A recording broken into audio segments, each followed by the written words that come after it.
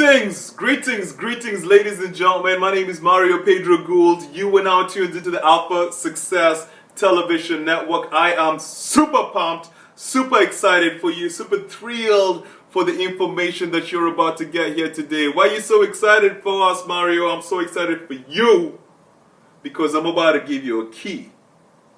The key I'm about to give you is such a special key.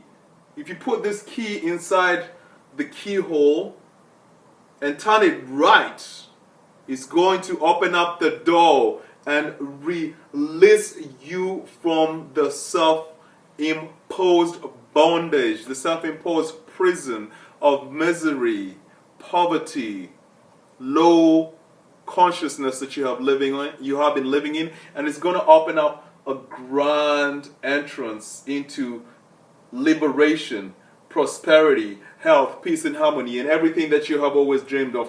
That is why I'm so excited for you today, ladies and gentlemen. I would like to share with you the main reason that up until now you may have not been able to realize that which is most dear to your heart. What is holding you back? What is holding you back? Some of you say, it's a mystery, Mari. I really don't know. I really don't know why I can't get what it is that I want. I can't get what it is that I want. But you know what, Mario? I have seen my promised land of milk and honey. I know exactly what it looks like. I have seen my promised land of milk and honey. The only problem that I have, Mario, is I do not know how to get to my promised land of milk and honey. How do I get there? How do I get there? I am here to inform you, ladies and gentlemen, that if that is your predicament, you have been asking the wrong question. You have been asking the wrong question. But, let us use imagery. Let us use an example, a small example, to help you gain the same perspective that I have. Maybe, just maybe, you are living in a neighborhood called Povertyville, a state of consciousness called Povertyville. And let us keep it now purely financially, but success can be measured in a wide variety of ways, whether it's spiritually, whether it's mentally, emotionally, fulfillment, harmony, peace. Yes, those are different ways to measure success. But just for ease of communication, let us measure success right now in a financial basis. So maybe you're living in a neighborhood that is not the neighborhood of your dreams. You're living in a house that is not the house of your dreams. You're driving a car that is not the car of your dreams. Translation, ladies and gentlemen, you're living in Povertyville. And from your window, you can see up the mountains. There's some beautiful houses in the mountains surrounded by beautiful green trees, with beautiful views overlooking the ocean, with windows that span from the bottom to the top, and beautiful cars that are parked in the driveway. And you wonder, who are the inhabitants of this phenomenal land that is known as Successville? Not only do you wonder who are the people that are living in this land called Successville, your question is, I want to be living there. How do I want to live? What do I have to do to get to Successful? How do I get there? How do I get there? It's a valid question that a lot of people ask, but like I said before, you have been asking the wrong question. The right question that you should be asking yourself, ladies and gentlemen, is how do the people in Successville think? They have obviously tapped into some secrets that have enabled them to get themselves into a certain enviable position. So like I said, we're only talking financially right now, but I do understand that success is measured on a holistic holistic basis, and money doesn't necessarily buy happiness. But let's just use this analogy for now. So I say that it's not how they got there, because there's 1,001 ways, there's 1,001 things that you can do to demonstrate and manifest success. The right question that you should be asking yourself, ladies and gentlemen, at this point in time is this: how are those people thinking that is different from how I am thinking? Why is their thinking able to get them to that position, and my thinking just keeps me here? That is the right question. We're going to be talking about self-honesty today. If you get a piece of paper and sit down with yourself and do a thorough analysis, you will understand that the cause of misery is actually in the way your mind thinks. And I will actually go further and say that if you do a thorough analysis, you're going to find 1, 2, or 3 main ways of thinking that actually hold you back from actually progressing further. These are things that actually lead to this disease.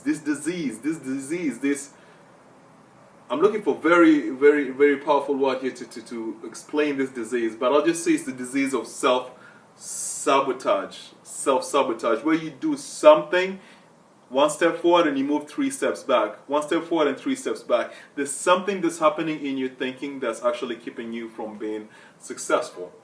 So if you write your thorough, or if you write 2 or 3 things with supreme honesty, nobody has to see it, some scary things are going to come up. But unless you write those things down, you cannot deal with them, ladies and gentlemen. So today, I want to share with you a very, very exciting example of my own experience with this. So I walk around, I walk, sleep, shower with 2 rubber bands on my wrist. 2 rubber bands on my wrist. And I was having dinner the other day with a beautiful lady, and she said, "Hey Mario, what are those rubber bands on your wrist for? What are they for?" And these 2 rubber bands on my wrist, ladies and gentlemen, these 2 rubber bands on my wrist are to remind me of the twin devils that have been trying for majority of my life to always hold me back, to always pull me back. They're like the analogy of the crabs in the bucket. One of the crabs decides to leave the bucket. The other crabs try and grab it and bring it down. It's another analogy similar to when you want to leave a negative environment and move to a positive environment, you find your friends start pulling you back, say, "Hey, don't go, stay here with us and let us do negative shit." So for me, I have 2 devils that always have tried to pull me back. And these rubber bands are here to remind me to snap out of the haze of the devils when they try to crop up in my life every single time.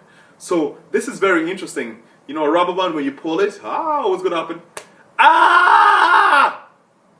That is a reminder for me to snap out, to snap out, to snap out, to snap out.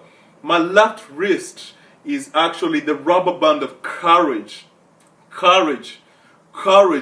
boldness, moving with purpose. So every time I feel fear, I snap this and it gets me out of the fear zone. When I'm getting ready to speak, whether it's here, when I'm getting ready to speak in public, when I'm getting ready to call someone, talk to them about my product, about my business opportunity, when I'm getting ready to talk to a beautiful lady, whatever it is, situation that raises fear in me, this is my reminder, ladies and gentlemen, to snap out of fear and step into courage. So the reason I share this rubber band story with you is because I encouraged you to write down on a piece of paper the 2 or 3 things that are stopping you from achieving the life of your dreams. And I'm talking about mental things, mental patterns. So this is one mental pattern, is the pattern of fear. And once you discover what these mental patterns are, it may not be fear for you. Once you discover what they are, find a way to remind yourself to snap out of that thinking anytime you are, anytime it's grabbing you and keeping you back from progressing. So this is a very exciting rubber band because I have been working on this for a very long time in my life, over the past 6-7 years, and I'm kind of feeling confident that I'll be able to get rid of this rubber band very soon in the near future, because I would have stepped into the ultimate boldness that is I. The next rubber band is actually a very, very exciting rubber band.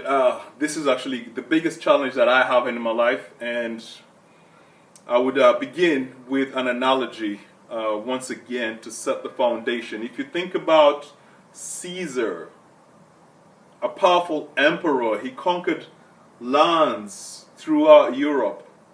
He's been one of the most celebrated generals of ancient history. But when Cleopatra came, when Cleopatra seduced him, he crumbled in front of this beautiful lady, Cleopatra. He could not control his sexual energy, and the result was he destroyed himself because of Cleopatra.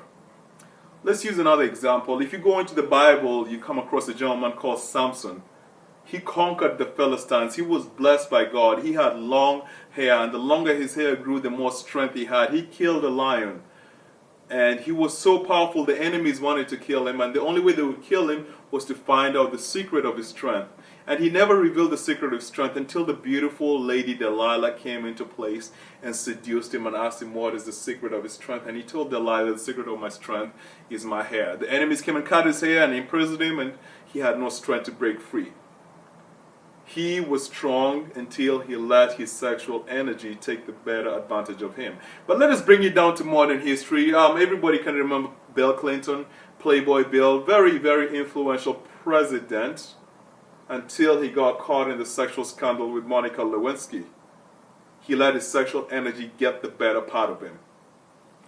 So this it's going to be a little bit funny. You can laugh at it, but I want you to get the message. And I'm sharing with you this honest truth because I want you to sit down yourself and do a thorough analysis and find out what is it that's holding you back. So this rubber band here, I have grand visions, grand goals to do, to create major contribution in the world. And I have discovered that the one thing that can hold me back as a man is my inability to control my sexual energy in the presence of a woman of my choice. Now, the ladies watching this may not understand this. They might find it kind of funny, but this is one of the biggest challenges that men face. If you read the book called Think and Grow Rich by Napoleon, there's a chapter, I think it's called chapter 13, it's probably chapter 13, it's called Sex Transmutation. And it says very clearly in that chapter that most men are not able to achieve high levels of success in the ages of 30 and 40 because they dissipate their sexual energy in, sexual pursuits. But once they get to 50, they're done dissipating their sexual energy and they focus that energy towards creative pursuits, towards building on their business.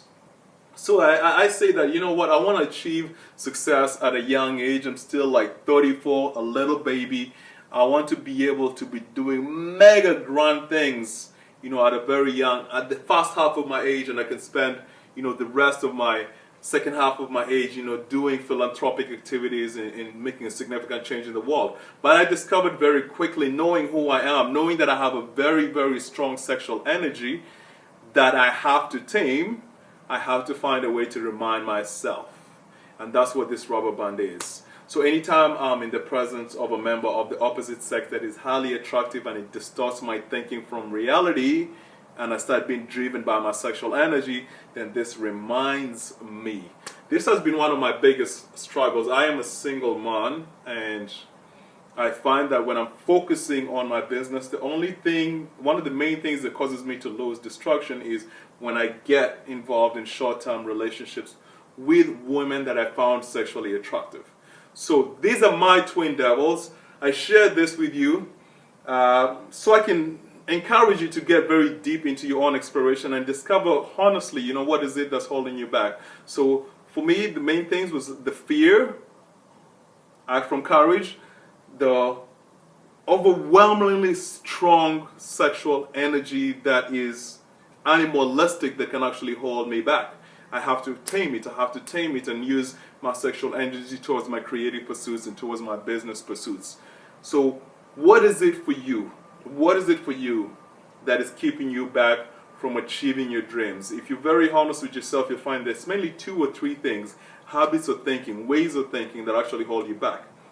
And if you look at the people that are actually successful, you'll discover that these people have found a way to actually overcome these negative patterns of thought, and therefore they're actually creating a high level of prosperity because they have no distractions that are dragging energy away from them.